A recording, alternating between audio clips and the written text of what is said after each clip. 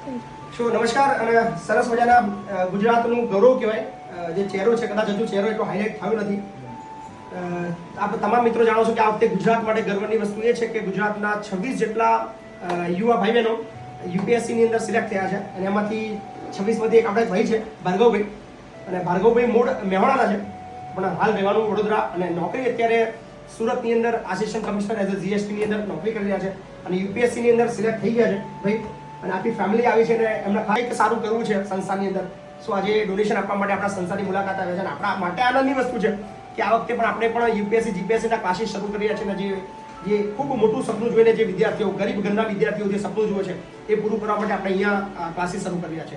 સો ભાઈનું માર્ગદર્શન આપણને મળવાનું છે ભાઈ, બરાબર ને ભાઈ. મજાની વસ્તુ એ કહે છે કે ભાઈ એ સપનું ગ્રેજ્યુએશન પછી ગ્રેજ્યુએશનના બીજા વર્ષની અંદર જોયું. પહેલાથી ભાઈનું કંઈ એવું હતું જ નહીં કે ભાઈ આપણે યુપીએસસીની અંદર મહેનત કરવી છે અને આગળ વધવું છે. સો મહેનતથી તમે બધું જ કરી શકો છો એ ભાઈએ સાબિત કર્યું છે. તો ભાર્ગવભાઈ પહેલાં તો તમને અભિનંદન, બહુ બધી શુભેચ્છાઓ અને ગુજરાતને કંઈક આગળ લઈ જવાની અંદર તમારું બેસ્ટ આપો એવી શુભેચ્છાઓ.